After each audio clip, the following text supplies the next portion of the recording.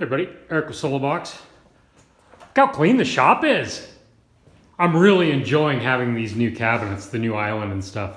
It's really nice. It's a much nicer space to work in.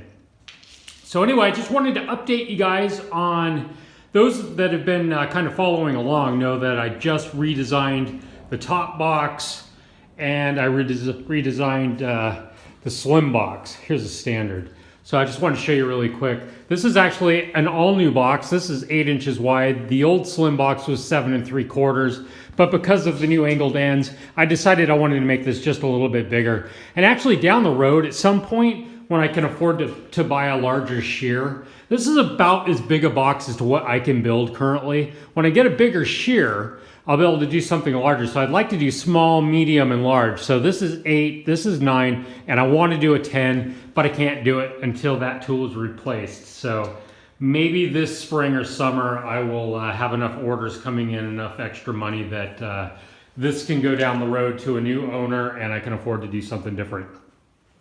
So anyway, the new helmet top box is awesome. This is so much better than the old one. Dimensionally, it's basically the same, except for that I added these angled ends. And what those angled ends did for me is, one, it makes the box look a lot nicer, but also it's kept the heat from being able to let this push in. You could noticeably with the old ones look down at it and see that it would be dished slightly.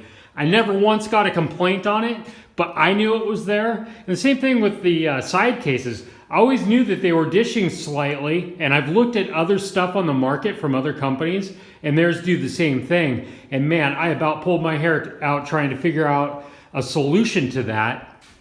And finally what I realized was that by putting this bend in here, I could keep everything really nice and crisp.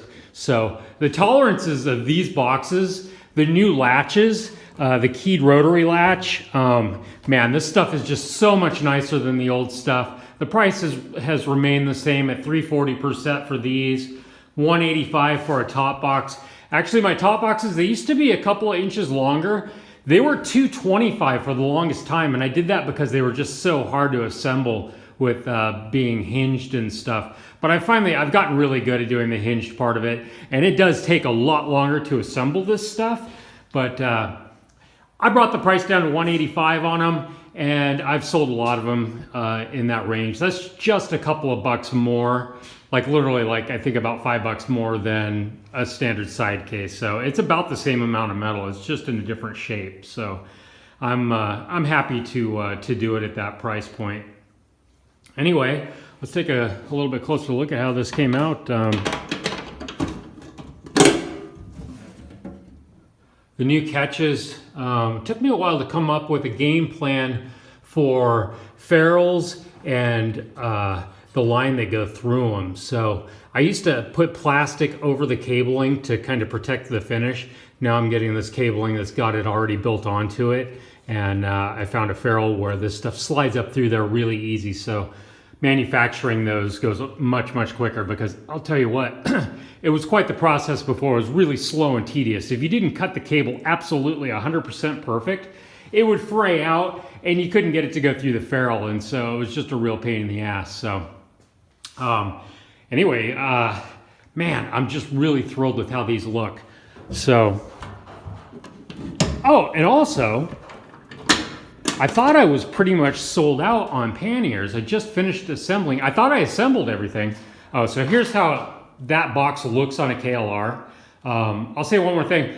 I got an email from a guy yesterday that was asking if I make a 55 liter top box, similar to the Givy one. You know, this is 33 liters and you can see that's a pretty good sized box. 55, in my mind, that's just too big. You don't want the weight up high. You want to centralize your mass. And so, I mean, if you're going to be riding around with a bunch of crap on your motorcycle, you want it on the side of the bike as far forward as you can. This box is actually pretty good sized. And I've kind of thought about maybe not even having the footman loops on the top because I don't want to encourage people to continue to stack stuff up even higher. If you're going to put something up there, make it something light like your tent or your sleeping bag or something. But yeah, I'm not going to be doing a 55 liter top box probably anytime soon. That's if you need a truck, rent one. So anyway, what was I talking about before with the boxes? I kind of got a little bit sidetracked there and I forgot what I was saying. Where was I going with this? Shit, I can't remember. Anyway, so yeah, I guess I'll cut it off short there, and if I've got to add something to this video, I'll just do it in the comments. So, absent-minded Eric here with Solo Box. Ride safe, everybody. I'll talk to you soon.